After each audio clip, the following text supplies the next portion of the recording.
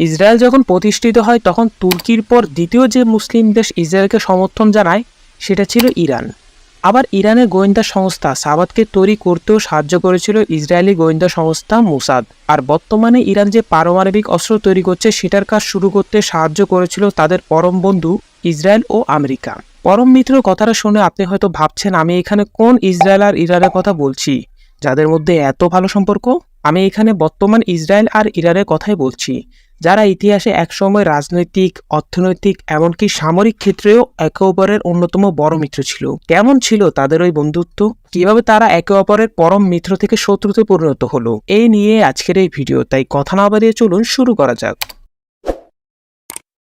1947 সালে যখন জাতিসংঘে আরব ভূমিতে ইসরায়েল রাষ্ট্র প্রতিষ্ঠার প্রস্তাব করা হয় তখন ইরান যদিও ভূ রাজনৈতিক স্বার্থের জন্য ইসরায়েলের বিরোধিতা করে, কিন্তু এর মাত্র 3 বছর পর মানে 1950 সালে ইরান তুরস্কের পর দ্বিতীয় এমন মুসলিম প্রধান দেশ হয় যেটা কিনা ইসরায়েলের সাথে সম্পর্ক তৈরি করে। তখন ক্ষমতায় ছিল ইরানের একনায়ক রেজা শাহ। কিন্তু 1951 সালে মোহাম্মদ মোসাদ্দেক গণতান্ত্রিকভাবে ক্ষমতায় আসার ফলে আমেরিকার দালাল রেজা শাহর ইরানের মধ্যে ক্ষমতা কমে যায়।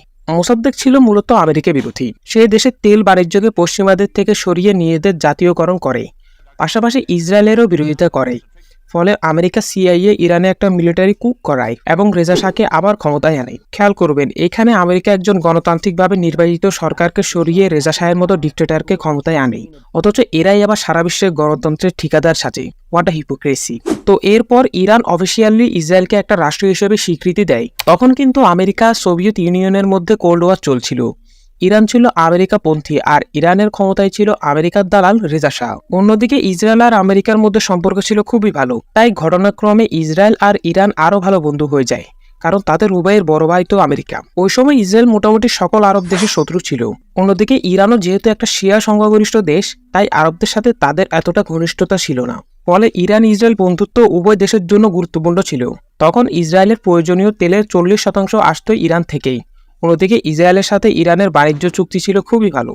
সে সময় আবার তথাকথিত আরব বসন্ত শুরু হয়, যেখানে জনগণ তাদের শাসকদের সরিয়ে গণতন্ত্র স্থাপন করতে চেয়েছিল, যার নেপথ্যে ছিল মূলত সোভিয়েত ইউনিয়ন। ইরানের শাহ নিরাপত্তার জন্য ইসরায়েলের মোসাদের সহায়তায় ইরানের গোয়েন্দা সংস্থা সাবাদ তৈরি করে। এরপর হচ্ছে নিউক্লিয়ার পাওয়ার প্রোগ্রাম। বাংলাদেশ কাকে নিজেদের সবচেয়ে ভালো বন্ধু মনে করে? ভারত, চায়না নাকি রাশিয়া? সত্যি বলতে বন্ধু যেই হোক না কেন, এই তিনটা দেশই কিন্তু পারমাণবিক শক্তিধর। এদের কাছে পারমাণবিক বোমা আছে এবং এরা বাংলাদেশের খুব ভালো বন্ধু হিসেবে পরিচিত। কিন্তু এর মধ্যে কোনো দেশই কি বাংলাদেশকে পারমাণবিক বোমা দিবে অথবা বানাতে সাহায্য করবে? উত্তর সম্ভবত না, উল্টা তারা বাধা দিবে। কিন্তু 1977 সালে ইসরায়েল আর ইরানের মধ্যে বন্ধুত্ব এতই ভালো ছিল যে ইসরায়েল আর আমেরিকা মিলে ইরানকে পারমাণবিক শক্তিধর দেশ বানানোর জন্য ওই দেশে পারমাণবিক কার্যক্রম শুরু করে, যেন তারা একসঙ্গে মধ্যপ্রাচ্যে আমেরিকার সাথে মিলে নিজেদের ক্ষমতাবান করতে পারে। সবকিছু ঠিকই ছিল, কিন্তু ঘটনা উল্টে যায় এর 2 বছর পর। ইরানের ধর্মীয় রীতিনীতি পালনের উপর নিষেধাজ্ঞা, ধনী গরিবের চরম অর্থনৈতিক বৈষম্য, পশ্চিমা আর ইসরায়েলের দালালি সহ আরও বিভিন্ন কারণে জনগণ শাহের ওপর বিরক্ত ছিল।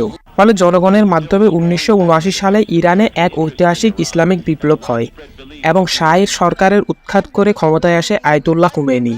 মুহূর্তের মধ্যে ইরান পাল্টে যায় এবং ইসরায়েলের সাথে সব সম্পর্ক নষ্ট করে ফেলে। ইসরায়েলি দূতাবাসগুলোকে ফিলিস্তিন কর্তৃপক্ষের কাছে সমর্পণ করা হয় এবং ইসরায়েল আর আমেরিকা হয়ে ওঠে ইরানের অন্যতম প্রধান শত্রু। কিন্তু এর 1 বছরের মাথায় মানে 1980 সালে যখন ইরান ইরাক যুদ্ধ লাগে তখন ইসরায়েলের একটা ভালো সুযোগ তৈরি হয়, কারণ ইরান ইরাক উভয় ছিল ইসরায়েলের শত্রু।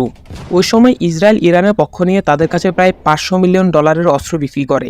তখন আমেরিকা কিন্তু সরাসরি ইরাকের পক্ষ নেয়, তাদের কাছে বিপুল পরিমাণে অস্ত্র বিক্রি করে এবং গোপনে ইরানের কাছেও অস্ত্র বিক্রি করে। মানে যুদ্ধ চলছে চলুক, মানুষ মরছে মরুক, আমেরিকা উভয় পক্ষকে অস্ত্র বিক্রি করে নিজেরা লাভবান হচ্ছিল। এটা আমেরিকান হিপোক্রেসির এক অনন্য দৃষ্টান্ত। তো এটা একটা ভালো সুযোগ ছিল ইসরায়েলের জন্য ইরানের সাথে সম্পর্ক করার, এবং ইসরায়েল এই সুযোগটা কাজেও লাগায়। কিন্তু যুদ্ধ যখন শেষ হয় ইরান আবার ইসরায়েলকে তাদের শত্রুর তালিকায় যোগ করে নেয়। তারা ইসরায়েলকে বলে ছোট শয়তান আর আমেরিকাকে বলে বড় শয়তান। আপনি তাদের এই কথার সাথে কতটা একমত অবশ্যই তা কমেন্টে জানাবেন।